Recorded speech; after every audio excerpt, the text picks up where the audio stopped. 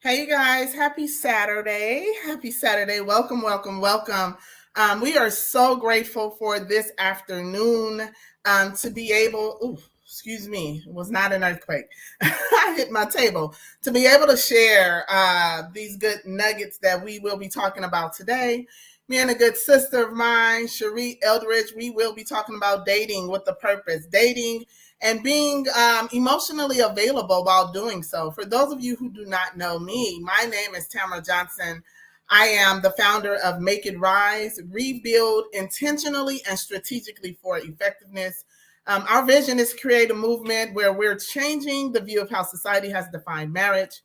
Listen, I understand that everyone's definition of marriage may look a little different, but one thing that I am certain about is the world has given us tools or weapons, so to speak, to design it and define it and create it to look in a way where you have folks saying, "I don't want to be married," right? I don't want to do that. It's too much work. Where we're giving folks permission to throw the towel in. And one of my guests came on a couple of weeks back, and one thing that he said that stood out for me was, "I'm not trying to get folks married in this season. I'm trying to keep folks from being divorced." And I stand 10 toes down with that. I want folks that are already in relationship, dating, married. I want you to stay there, but in a healthy way. And so one of the things that we are doing with the movement of life after divorce is working on the healing portion of the individual, right? I truly believe that before you can be a happy, healthy, and healed wife or husband, you must first be that as an individual. And so in this movement, life after divorce, there's so many things under that umbrella, or that it goes along inside of that vehicle, because the umbrella is Make It Rise. There's branches of Make It Rise, and life after divorce is one of those branches. And so dating with the purpose is one of those branches. And so my sis Cherie and we're going to kind of dive into a little piece, a little portion of that today, so that we can just make some things clear and give the opportunity for those of you who are on, those of you that are going to come back for the replay, give you the chance to say what it is that you think or you believe. We want to hear from you. We want to respond to what it is that you are saying, right? We're not saying that just because we are here on this side of the screen that it's a tell-all, be-all, this is what it is. We're not saying that, but we're creating dialogue. We're creating a way of viewing, a different way of viewing it. Maybe your way of viewing it is going to be the same way that we view it, and maybe not. But we want to interact and talk about it. I've seen so many posts, so many comments about, the dating world is just a hot mess, and the dating pool is pissy, and all of these different things. And while there may be some truth to that, I say let's be that one that changed the trajectory of what that looked like, right? Let's be the example. Let's share what it looks like in action to actually be a happy, healthy, and healed individual that is preparing herself or himself to marry, to date, right? But that must first start within. It starts with you. And so that is one of the missions and visions of life after divorce, being that healed individual where you can step out in front of the crowd and say, yeah, I understand where you're coming from. Your thoughts, your vision, all of that is valid. However, there's a however, right? There's a, like the word says, nevertheless, this is a however, right? However, I'm an example that it can happen. I'm an example that there is life after divorce. I'm an example that you can live it loud, right? I'm an example that every dating experience is not going to be that you wrote down, because we have lists and all of these things that say, I want this, I want that in a man or a woman, I want this in a woman or a man. And there's a lot of questions that I have behind that. So I'm going to bring my sis on. We're going to tap into this. We're going to give y'all a little bit, and then we're going to jump out, right? Not going to hold you all day, but I definitely want you to take notes. I want you to look in the mirror. Make this a mirror thing for you, right? And not necessarily something where you're looking out of the window and pointing a finger at Tom, Dick, and Harry, but looking at yourself and saying, okay, what can I do in order for me to, shift, or in order for me to continue to grow, or I'm right on point, however you want to say it, but make it a mirror thing. So I'm going to bring Cherie in, and we are going to just talk, y'all. That's what we're going to do on this good afternoon. Hey, sis. Wait, bye. Amen. There Hello, you go. everyone. God bless you, and thank you so much for having me, my sister. We call her Absolutely. Tam the Ram. Amen. Because she is a force to be reckoned with. And so y'all listen, I'm a preacher. So if y'all hear me say amen in between, it's because that's what I'm used to doing. Right. But listen, there's no pressure. I'm not here to force my beliefs upon you, but just bear with me, y'all, because sometimes I might get a little preachy every now and then. And as she said, my name is Cherie Shepherd. I am the founder of Word Women Ministries, and I also have an online ministry called New Destiny Empowerment Center. And I also have within that is a branch called, and it's an assignment that God gave me called Unhacked, right? Mm-hmm. And that's my big thing in this season. It's my big thing called Unhacked. And I've been in church for 30 years exactly this year. I just realized. Wow. I just did the math. Wow. A few days ago, I'm like, wow, it's been 30 years. And I'm still here, and I'm grateful for that. But let me get back to Unhacked. God gave me this ministry called Unhacked a few years ago. I would say around 2017. I kept hearing this word, unhacked, unhacked, unhacked, unhacked. And I'm like, when I tried to look it up, I tried to Google it, couldn't find it anywhere. And I'm like, what does that mean? What is this? Unhacked, but I couldn't shake it. And at that time, I happened to be working in an IT department for a corporation here in Charlotte, North Carolina, where I'm from. And so I asked one of my coworkers, I said, hey, if somebody, and we were in charge of like the internet, right? So where all the customers would go and log in and pay their electric bills and all that stuff. So, it was a pretty big deal. And I said, hey, Nick, I said, if somebody were to violate our system, right? If somebody were to hack into our system and cause all of these issues, and I'm going somewhere, what would that be called? And we got the virus off, and we caught the perpetrators, and we cleared up, and we got the virus off. I said, well, would that be called unhacked or dehacked, or what is that? And he said, we don't really have a term for it. He said, but what we would say is that the system is free and clear of any known threats. Wow. Now listen. Now I was trying to keep my composure at work by now, sis, because I'm ready to run around the building because Revelation just started popping. Yeah. It's like, whoa, that's deep. That's heavy. Right. And that's what happens to us as people. Our operating systems, they get violated, right? They get violated with wounds. They get violated with trauma. A lot of it starts in our childhood, and then it carries on into our adult relationships. And then we suffer a heartbreak after heartbreak after heartbreak without getting to the root cause, right? And so now like when your computer gets a virus, right? It's sluggish. Yeah. Now you got all kinds of stuff popping. Now you got all kinds of pop-ups coming up, and you got all these ads and malware, and sometimes you get ransomware where something will pop up on your computer and they'll make you pay $99 to take it off, and all kinds of stuff. And if you just compare your operating system to a computer, we go through the same thing. All kinds of stuff. Those triggers. We meet somebody and all kinds of triggers start popping up, right? Yeah. Here comes those pop-ups. Boop, because of something that has infected us from our past. Yeah. And this is why it is so important that we do the work that we need to do to heal, so we can eliminate the pop-ups. So we can eliminate that ransomware and that malware, and all that stuff that comes to slow down how we operate as people. Yeah. Good. So today we're here to talk about being emotionally available. Because sometimes, because when we've been wounded, sometimes it starts with, with our parents. They didn't know how to be emotionally available to us. They didn't teach us. They didn't encourage us to express anything. So it causes us to shut down. And now we don't even know how to confront things. We don't know how to be vulnerable because it was always discouraged. And then we pick partners that are just like that. And every time we try to express ourselves, we got shut down.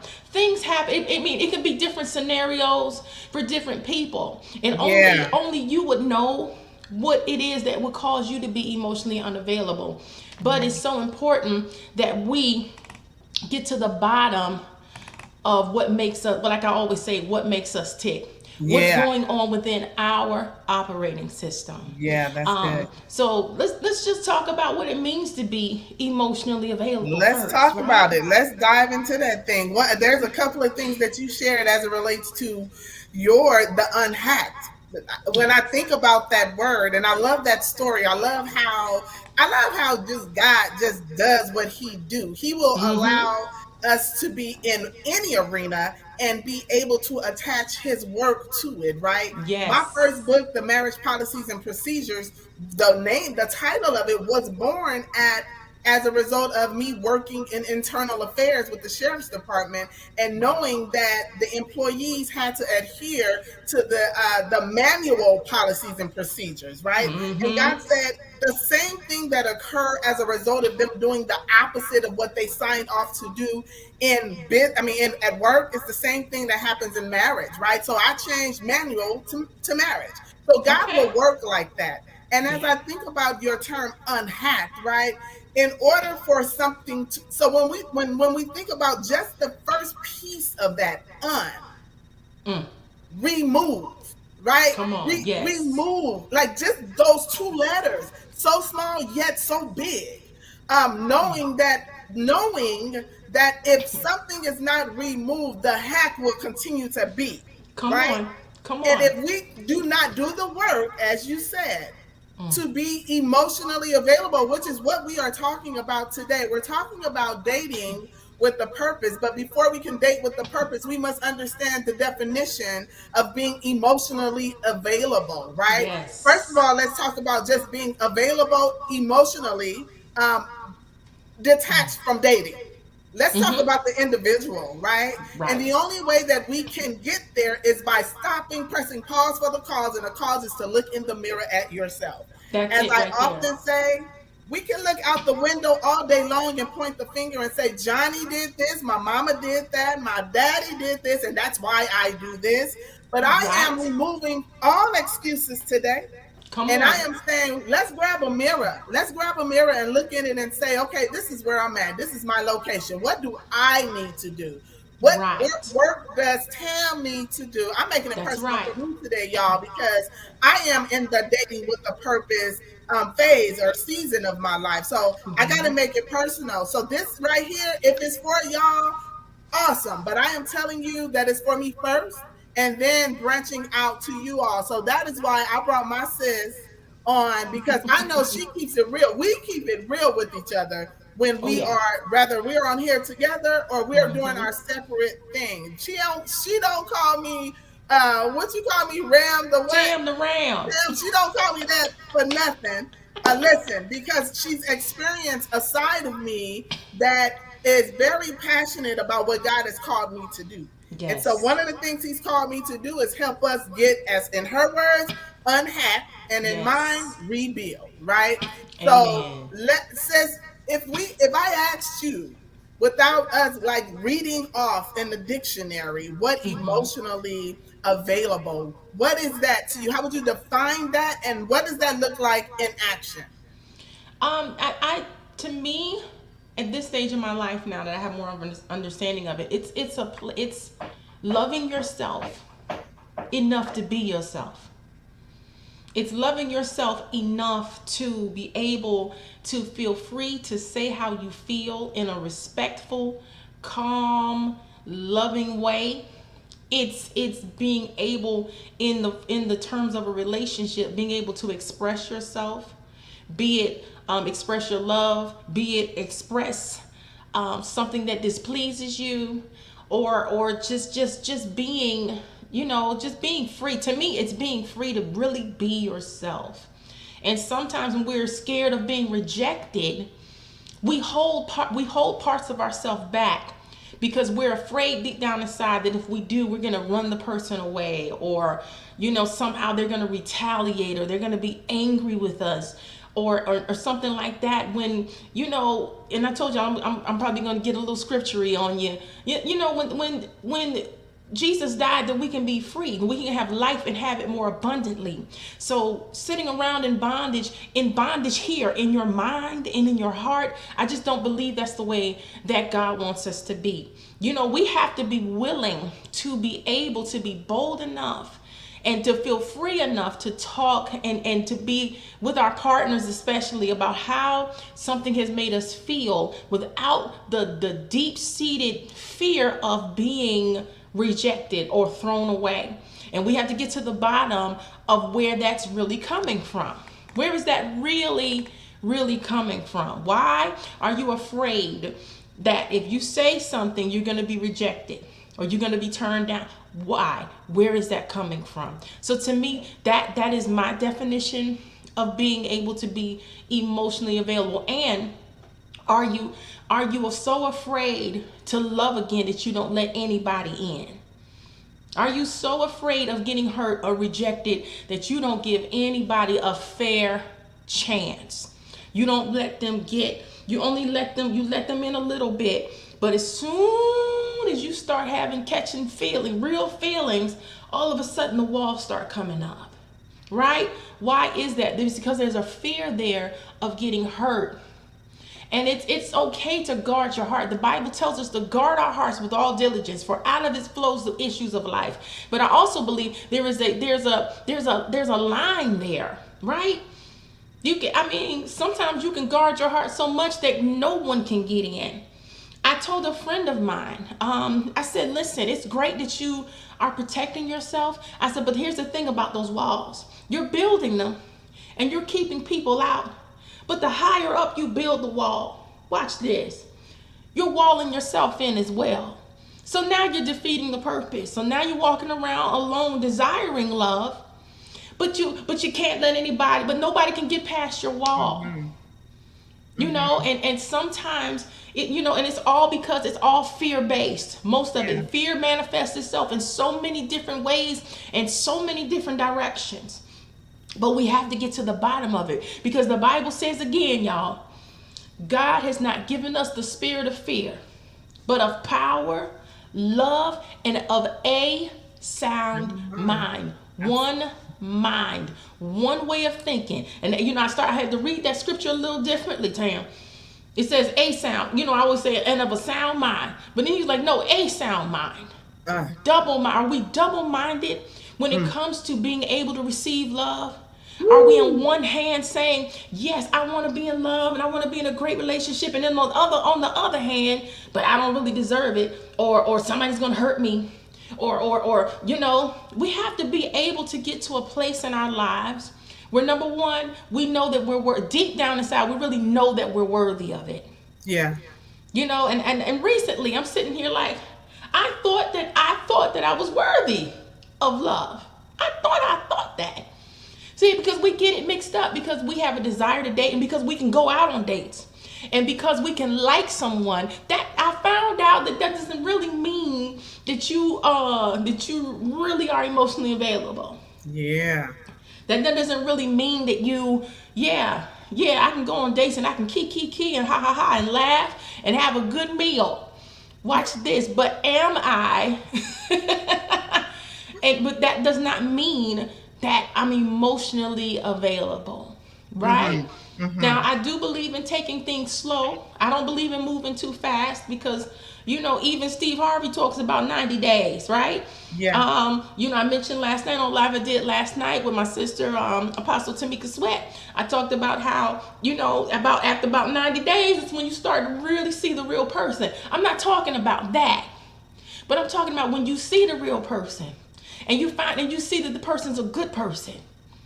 And you see that the person really loves you. And the person really has your back. And you still can't let them in. Yeah. When they haven't done anything to hurt you. And you still can't let them in. There's something going on there. And you got to figure out why. When the times are good, they're great. And then when you find yourself going and shutting down, there's some unworthiness there sometimes. Mm-hmm. And that fear, and all that is another manifestation of the form of fear. Absolutely. And so it's like, can you trust your decisions? Can you love yourself enough to let somebody love you? That's good right there. That's good right there. I believe you first have to think, as you said, the word worthy. You must know that you are worthy enough to Mm-hmm. receive that, right? And as you talked about the walls, we definitely build walls, right? And the Bible does tell us to protect our heart. But what Mm-hmm. happens is, you guys, I hear the feedback and I'm not sure why it's coming. I also want to share, it's me. It's me, sis.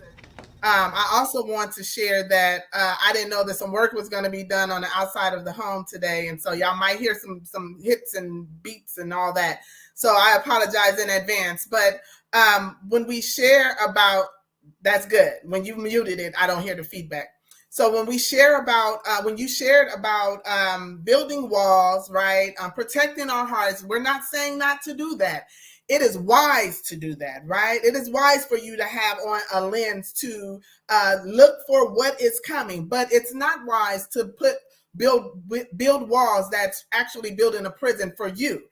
Sometimes we are locking ourselves in, but we consider ourselves keeping folks out. There's certain things and certain people that God wants us to experience, right? So the first thing we must know that we must do, especially as believers, is have a relationship with God.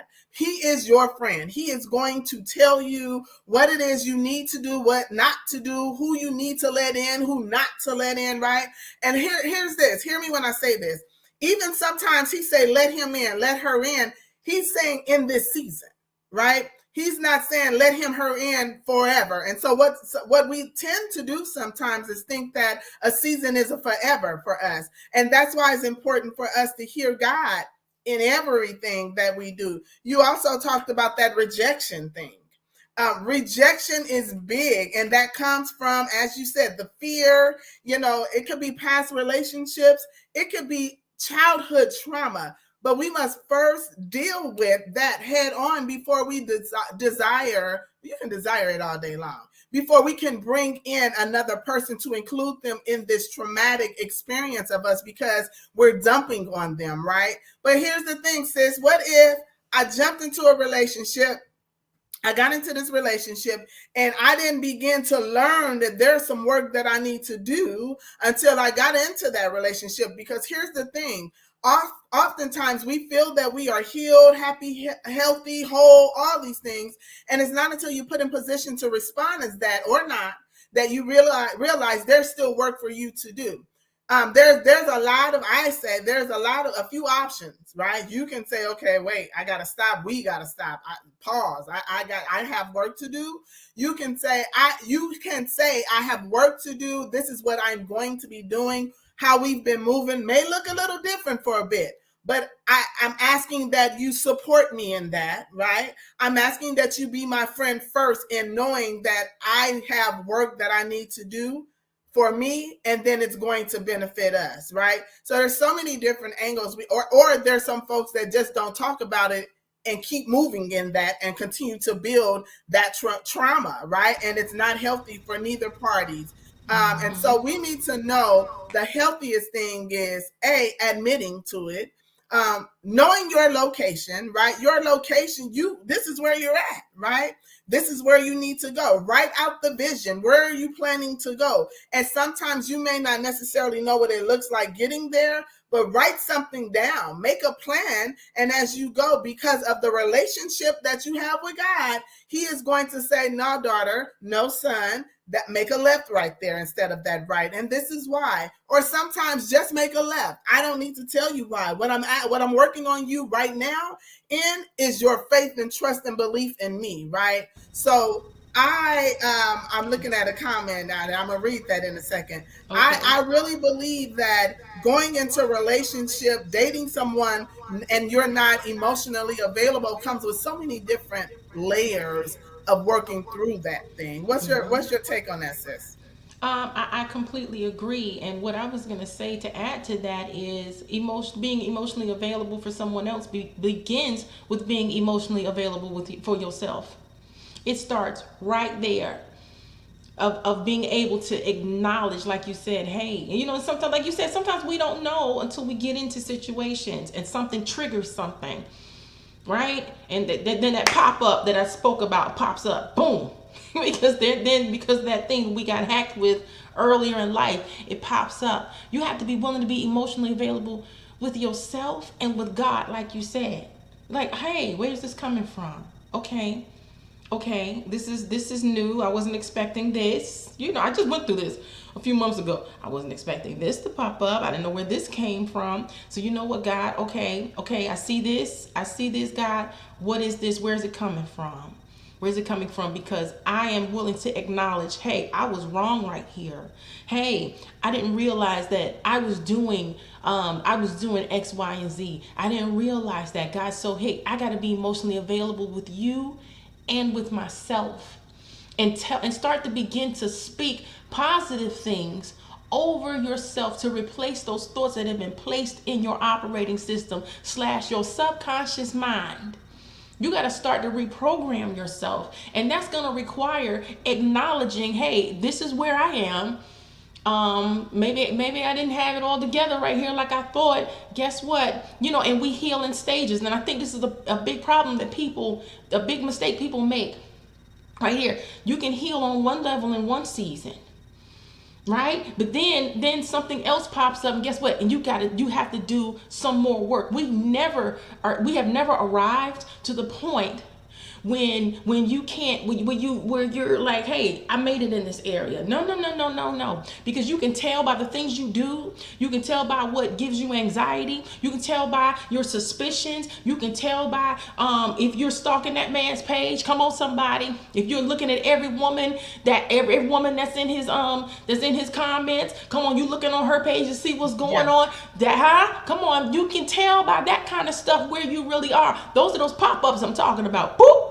Wait a minute, I'm scared. I'm scared I'm gonna get hurt. Boop. Oop, I'm scared he's cheating on me. Boop, I'm scared he's gonna look at another woman. Boop, come on, somebody. Yeah, see that kind of stuff, but you gotta be real with yourself first. Yes. Yeah. First and foremost, you must be real with yourself. Because if you are not real with you, you cannot be real with the other person.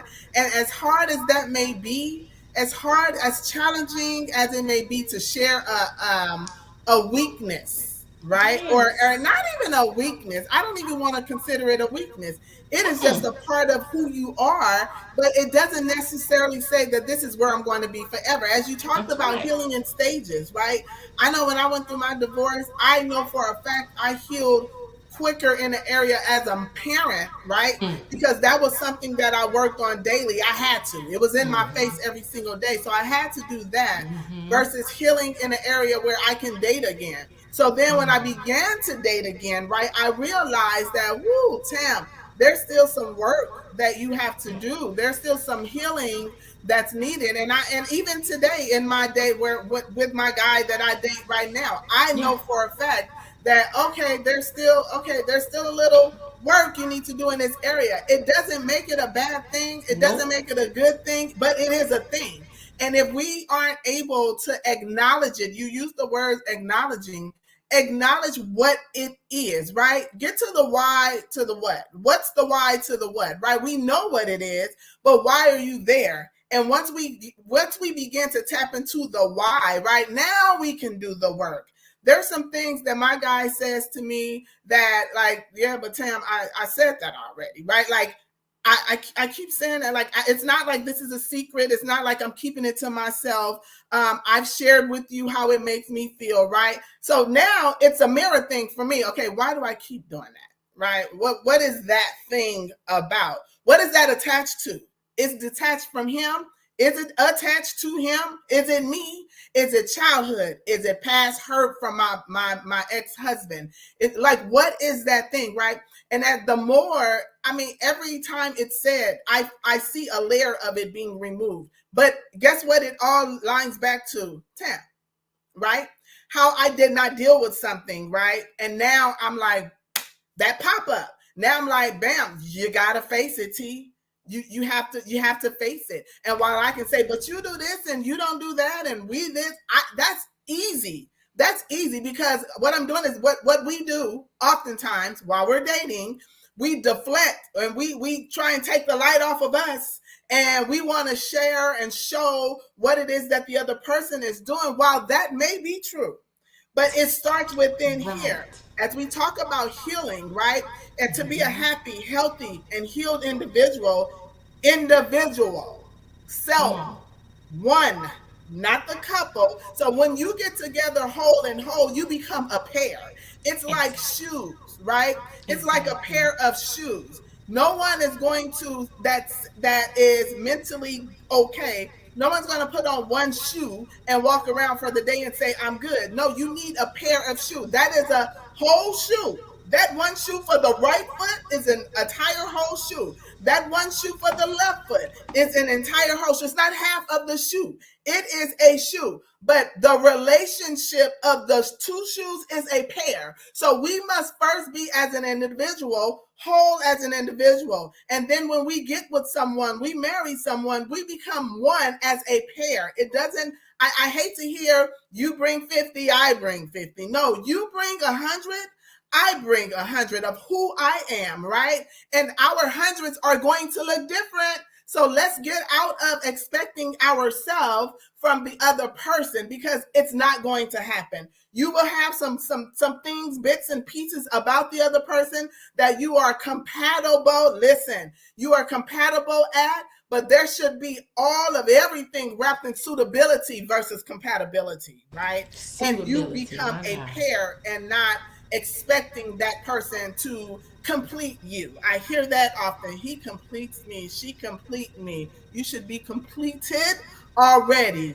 And then you guys come together and be that pair that's That's able it. to build together, that's able to pray together, that's That's able it. to cry together, that's able to be weak and vulnerable together, that's able to say, hey, I see, I notice, you're doing something a little different. Let's talk about it, right? Let's have those type of pairs coming together, and not I need him in order for me to, or I need her. And no, no, no, no, and hell no is That's what I'm right. going to add to that. Because what you're doing is setting yourself up for failure, right? Yeah. And Yeah. so we're talking about being emotionally available in this thing called dating, right, sis? That's Let's it. talk That's about it. it.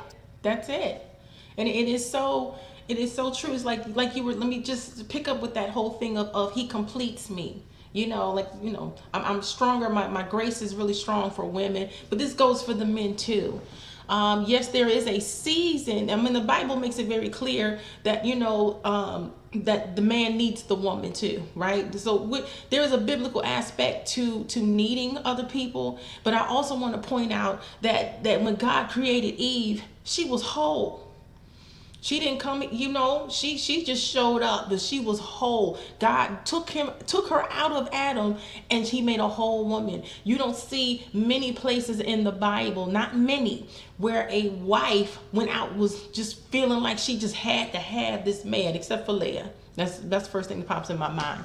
But listen, it just you have to if you are dependent upon this man to make you feel complete, there is going to be a problem sooner or later. You're going to be putting unreasonable demands on that man. I'm talking unreasonable demands. I'm not talking about asking for normal things.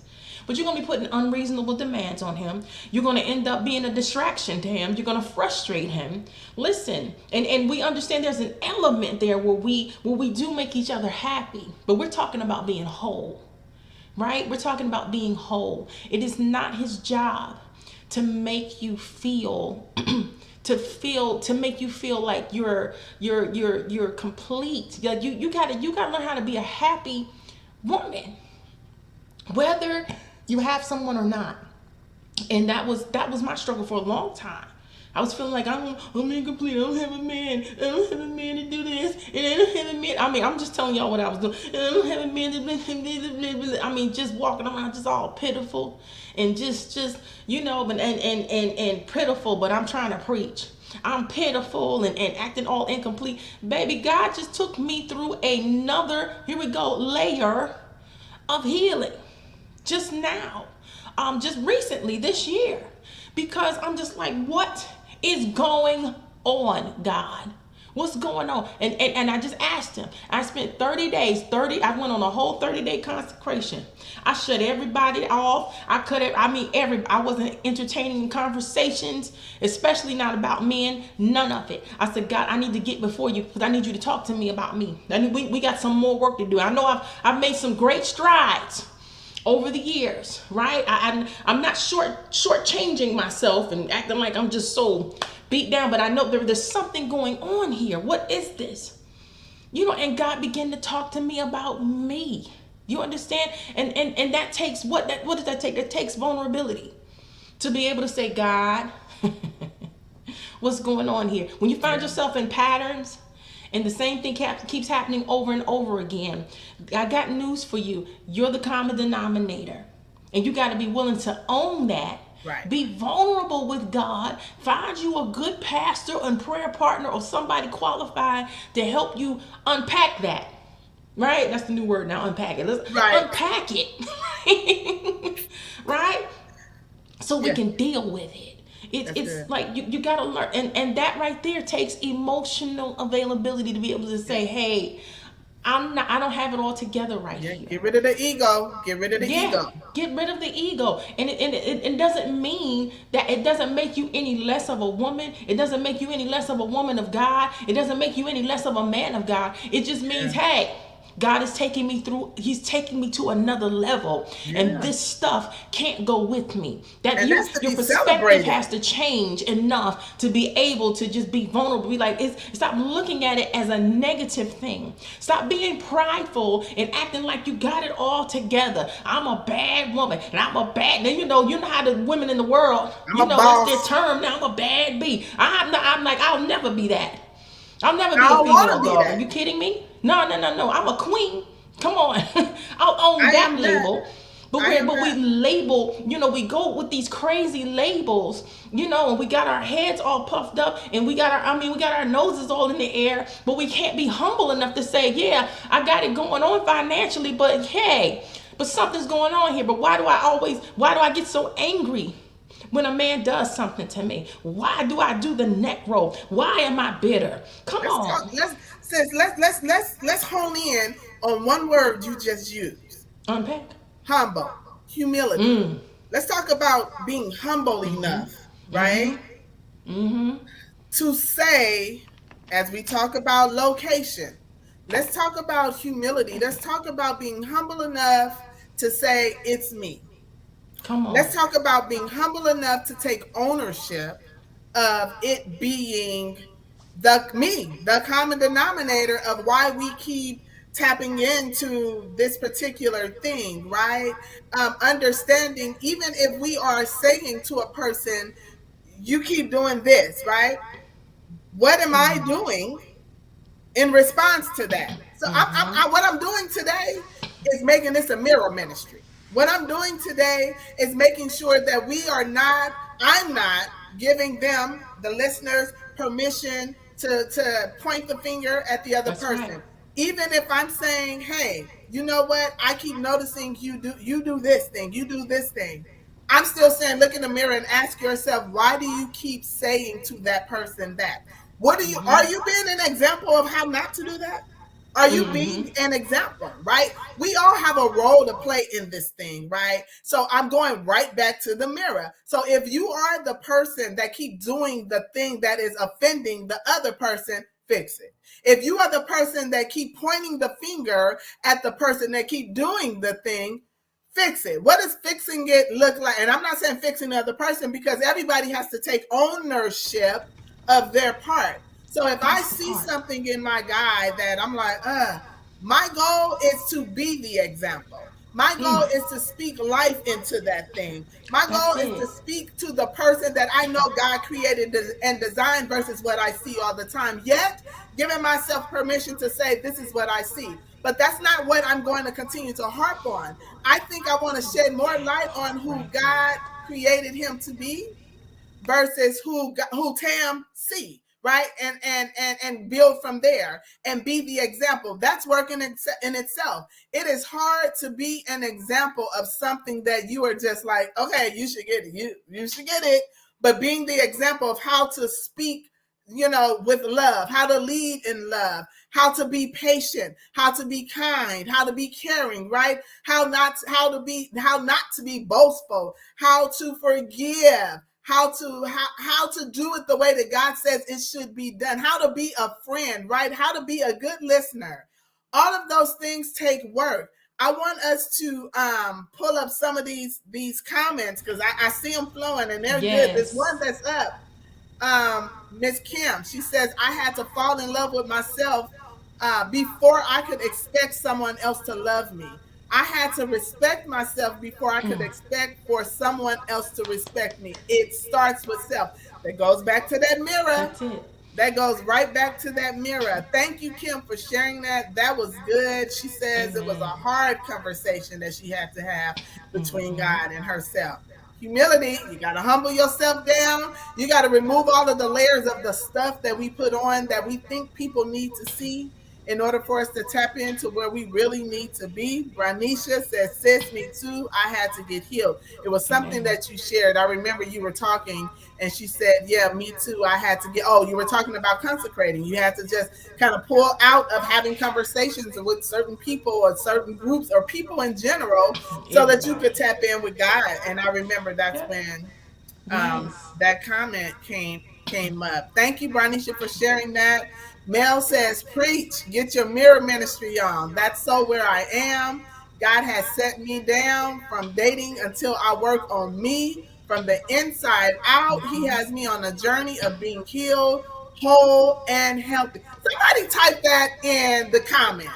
There We it is. got to be happy, healthy, healed, and whole. I remember last year, a year before, I had about a 30-day thing going on where we were talking about being happy, healthy, healed, and whole. I remember Somebody that. type in happy, healthy, healed, and whole. We Yes. are calling you to the table, removing all excuses. If you are in a relationship, do what you need to do for you so That's that it. that thing can grow properly. And if you are not in a relationship, do it's still the same instructions. Do what you need to do for you in order for you to grow properly, right? You know what the Mm-hmm. goal is, you know what the vision is, but understand there's going to be some work that has to be done. And that work can sometimes hurt, right? Yes. Yes. Let's talk about that mirror. Let's talk about Let's that talk mirror about it. because you attract who you are. Woo-wee. Tough pill to swallow, but you attract yourself every single time. You keep, like I said last night on the live, you keep attracting, the night before, you keep attracting emotionally unavailable men. There's something going on in here. One of my mamas, one of my mamas in the gospel. One of the first things she taught me when I was young, 25 years, one thing she always used to say, not taught me particularly, but she would always say this: when you point that one finger, there are three more pointing back at you. Every single time. This whole thing that I just came out of, right? I call myself, I'm gonna pray, because especially as prophetic women already have instinct. We already have intuition. Don't top that off with being prophetic. So we can see everything going on with that man. We can see all of that, all of it. Because listen, the man, if I'm even thinking about going on a date with a man, I'm gonna ask God about him first. I'm gonna ask. And I'm gonna wait till God shows me. But here's the thing, right? When I call myself, I'm gonna pray for him while I'm on this consecration. I'm gonna pray for him. I'm gonna pray for him too. I'm praying for me too, but I'm gonna throw him in there. I'm gonna throw him in there. Baby, God raked me over the coals. He was like, he's your mirror. I said, what you say? I sat up like, look here I go. Moi? Because we can see what's going on with them. And sometimes we get caught up. We're gonna try to make them do what appeases our fear. Oh, so if he changes this, then I'll feel secure. If he would just do this, then everything will be okay. not knowing God wants to deal with your fear. You as an individual. Come on. Because I can promise you, he wasn't the only man. Oh, come on. I'm about to say something real good. I can promise you, sis, bruh. They weren't the only person, come on, that you had this issue with. Again, we're going back to the pattern. We're going back to the pattern. We're going back to the cycle. But we focus on, when you hyper focus on what's wrong with that man and why he like this and why don't he do this and why doesn't he do and why doesn't she do that and blah blah blah. But the fingers, these three, they're pointing back at you. You have attracted yourself again. And there's where I realized, I was like, God, what do you mean? I'm emotionally available. God said, no, you're not. I said, what do you mean? I want to be vulnerable. I want to be. He's like, yeah, but he said, no, what you're doing, he said, you're deflecting like you said earlier. And you're trying to get him to do what I'm trying to get you to do with me. I said, what? You said that was yours, baby. I was like, oh, I couldn't do nothing. I had to sit in that thing for 3 days. I was like Job. You remember Job when he got sick and he just sat there for 7 days and didn't say a word? That's how I was, sis. I was like, oh. Yeah. Ouch. I had to eat that thing. You hear me? I had to eat it. I had to apologize to that man. Yeah. And I was like, oh. And it's not, and here's the thing, it's not that we don't see it, like you alluded to earlier. But it's what do you do with it? Okay, you see it, right? But can you see it in yourself too? Right there, sis. What? Don't hyper-focus on changing him. What do you do with it? When you see it, when you have the aha moment, when the light comes on, right? It's got to be more than, okay, I see it, I know it. Oh, okay. Now what? It's the now what?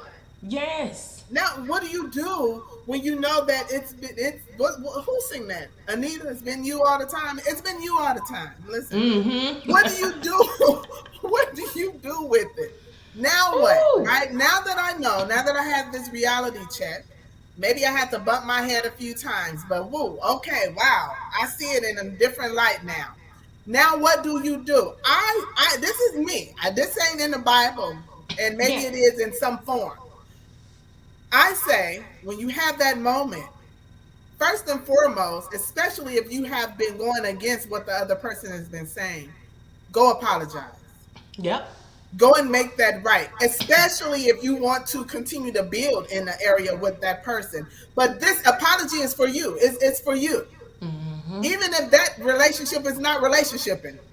Okay, listen, go and make that thing right. You know what? I came to the conclusion that was me. I'm taking ownership of that, right? Mm-hmm. That's what the enemy doesn't want us to do. For my part. It's for my part. Mm-hmm. I can't speak about your part in this season. My part is this. And this is what my intentions are moving forward. This is what I am going to do, right? This is what I am committing to do. Like, I'm staying committed to the commitment for myself, right? And I share with you ladies, those that are listening, listen, write the vision and make it plain, right? Mm-hmm. Once you have that aha moment, write it down. How do you continue the momentum of working on that thing?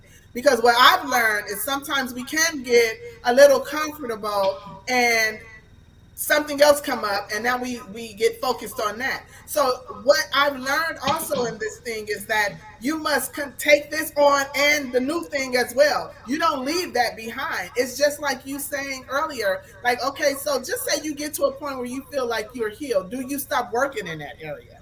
No. Mm-hmm. What do you do when you arrive? If you say, okay, I have arrived, do you stop? Or what's the next step of that healing? There's always more to get. There's almost always more to do, right? That's right. If you get to a point where you say, I have arrived, what's the next phase of that? How do you stay humble, right? How do you Mm-hmm. continue to look in the mirror at yourself? These are all of the things that help you to stay and continue to be emotionally available for you, which will enhance every relationship that you're in. But since we're talking about dating, if you want to have a healthy relationship, if you are looking to get married, you are going to have to first do the work within yourself. There's no way around it, or There's you'll no way continue around to it. come back to this thing. It'll be a merry-go-round. Even on this call, I've had some moments where, sometimes where I've heard God say something a little different, right? That's why I'm a firm believer in listening to other people, right? Yes. And try the spirit by the spirit, because I ain't That's it. listening and taking on everything, but I'm trying the spirit by the spirit. And when you do that, God will show you. I was saying that the whole time, but I had to have Cherie come on and say it like this in order for it to click for you, right? So, there's some apologies that I probably got to make when I get off this call, but I'm just so grateful for the platform, right? I'm so grateful Amen. that He loved us enough to be our friend, to speak through each other, to us, to those that are on, sis. Um, it's so much to this emotional Yes. available conversation and topic as it relates to an individual and dating. But I want to ask you this: if you had to leave, those that are on listening, those that are going to come back, if you had to leave them with something that encourages them to, uh, get emotionally available and stay there, do the work to stay there, how would you put that? What would you say? I would say that first thing you need to do is know yourself, right? Know yourself and know your triggers. How do you get to know your triggers? Like you look at your patterns. You look at what just sends you what sends you somewhere, those pop-ups.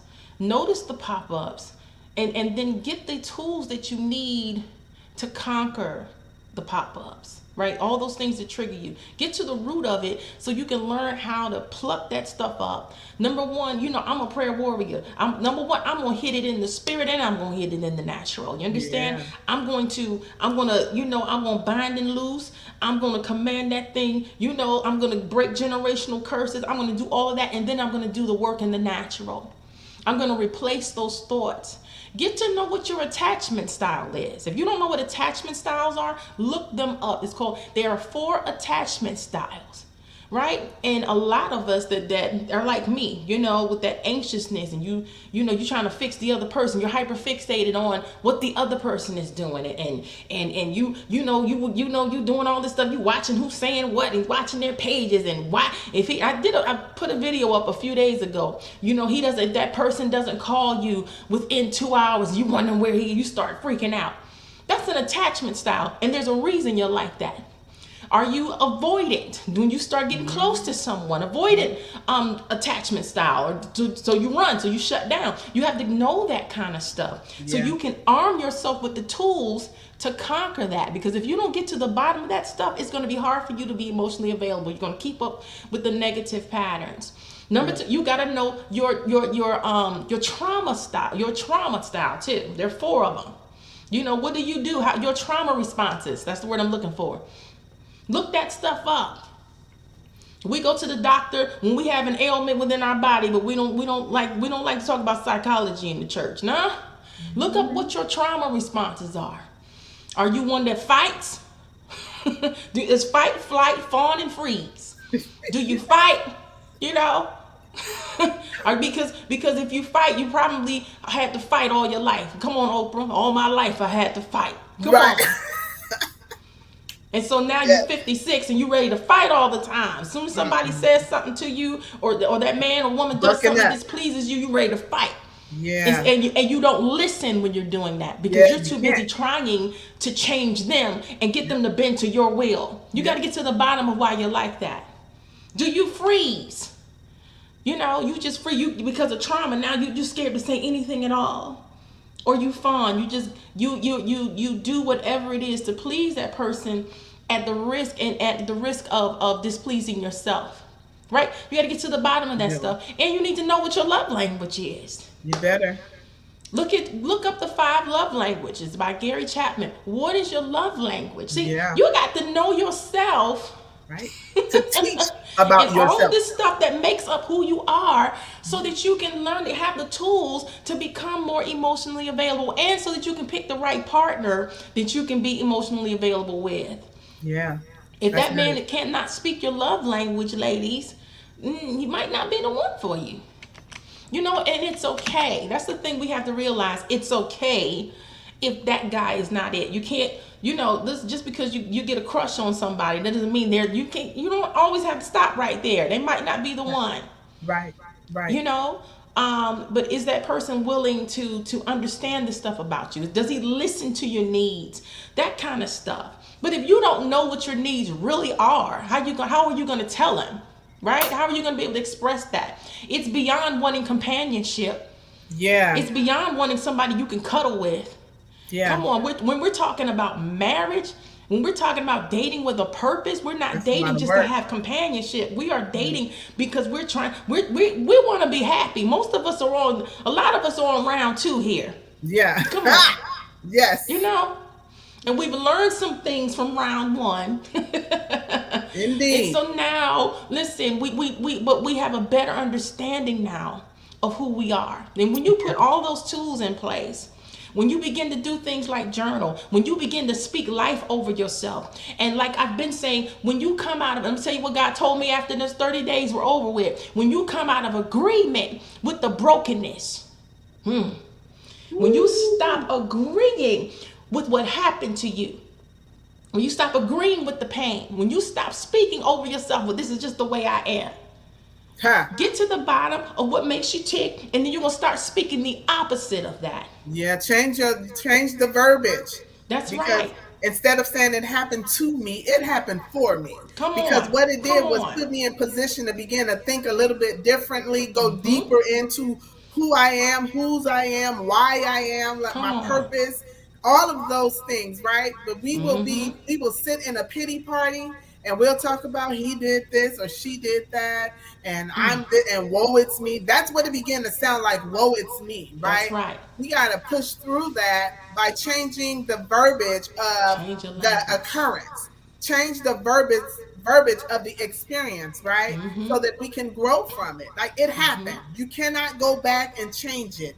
But what Right. you can do is shift your way of thinking about it. That's it. If you want to grow as a result of it, you don't have to be bitter. You don't have to be always ready to fly off and Come fight, on. right? I had bits and pieces of that, right? I had to check myself on that Mm-hmm. Mm-hmm. because Mm-hmm. I wasn't dealing with it properly, so I was housing it. So when the point came where you just tapped me barely, it was woo, I'm blowing up, right? And Mm-hmm. God had to show me in that. That's ugly. Yeah. That's ugly, and that is not of me, right? So I had to learn how to deal with stuff at hand, right? Yes. And not just hold it Yes. in. So there's so many things that you can learn from about yourself as a result of all the circumstances, situations, issues that you've had Mm-hmm. to deal with. You said you got to know yourself and your triggers. That's it. You also said you get tools to conquer. Get tools to conquer the fears and the anxiety and all of those things. We all have this toolbox that God has blessed us with, right? Mm-hmm. We have a spiritual toolbox, and God is he is asking us to make sure that these tools that he give us as a result of the experiences, that we're placing them in this toolbox. There's going to come a time and place where you need to use that tool. The question is, do you know when to use it and where? Right? Yeah. I have a Yeah. toolbox here, and there are some things that I'm like, okay, what do I use this for? I know the hammer is to hammer the nail in, right? But what is this screwdriver for? What is this one for? There's different compartments and pieces inside of that toolbox. And when we don't know where to use it, we just take stuff out. We just, well, it's a tool, I'm just going to use it. But you Let's try could be this. using it Right. in the wrong area of brokenness, Mm-hmm. right? Mm-hmm. Mm-hmm. And so learning how to use that particular tool and put it up until it's needed again, and taking out the tool that is needed, it comes with a lot of communication with God. Yes. It's going to come with experience. Like, you're gonna have Mm-hmm. to run into some things that does not feel good, that gives you the, okay, now I need to use this. Yeah, Because and if I we're think not that's the going to scary need part it, right there. That's the scary part. that's the scary part. It's If like you don't seeing need that it to ugliness. use, why would he give you the tool? If That's that's right. not something you're going to need to use, why would he? God is, we're not dealing with a God that just wants to take up space in our life. That's Ah. us. We take on things that just take on space and find ourselves having to evict stuff and people out of our lives to provide the space for the things that God really has for us, right? The growth he really has for us. So since this was really, really good, I am so grateful for this opportunity to be able to sit and chat with you. Amen. I know you're way over there in what, Florida? No, not yet. Prophesy. Charlotte, North Carolina. Okay, North That's where I Carolina. want to be, though. Go Okay, ahead. I receive that as prophecy in Jesus' listen, well, name. amen. And I'm all the way over here in Cali, but it's so Yes. great to still be able to connect spiritually Amen. with my sisters and my brothers that God has said, this is your sister and your brother. Sometimes we meet Amen. them somewhere down the line when we are ready and available Come to on. receive a relationship such as this. Because there's some time ago that I wasn't available for this. Like you couldn't pour this into me because I didn't have, first of all, I didn't have the space because I had all this gunk inside of me. I had stuff that I allowed the world to, saturate me with, deposit seeds that were planted. So I didn't have space for this. And so I'm Yes. grateful that I had done, a lot of work, and still there's still a lot more work that has to be done so that I can reach the point of the person who God really designed and created me to be. So I Amen. say thank you, sis, for giving Amen. me your time, giving me an hour and 3 minutes at this point Amen. of your day. I don't take it for granted, Amen. and I'm grateful for you. I'm sure I'll have you back on. Any last Yes. words before we get off of here? No, y'all just don't be afraid to do the work. It's worth it. Thank you so much for having me. I'm always honored. When I started just getting online and talking about things, I did not realize it would turn into what it turned into, but it just turned into like there's so many people who can relate to Yeah. what I'm saying, because I just don't think we talk about this kind of stuff enough in church. Mm. I came from the place where you just get the Holy Ghost, and God will take care of everything else. And, they didn't talk about it in the old school, doing the work on yourself and getting to the bottom of your daddy issues and your mommy issues and all that stuff. So I just thank you so much for just having me on. Thank you to everyone who tuned in today. I appreciate each and every one of you. I saw a couple of comments, and thank you so much for all of your interaction. And listen, we're all in this together. Come on. Yes, We're we all are. unhacking together. Watch your triggers, watch your pop ups, and go and get the tools that I mentioned. Go and so you can learn about yourself, so you can know what makes you tick, so you can know what you have to speak back over yourself. Reprogram. We're back to the computer. Sometimes you got to reprogram the way that you think and the way you see things. Because if you see things through you keep seeing things through your brokenness.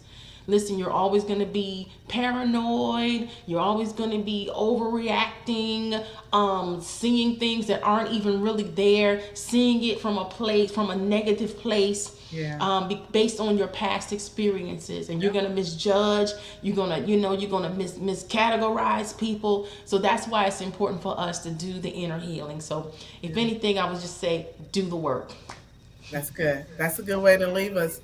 So you guys, ladies, gentlemen, those of you who have popped on, those of you who will come back for the replay, thank you so much for being here, listening. Please share this. There's a lot of good stuff that was dropped throughout this hour, about being emotionally available and mirror ministries and just doing the work. These are some of the main gems that were dropped today, and so I am so grateful once again. You guys, we have a gala that's coming up in November at the end of this year.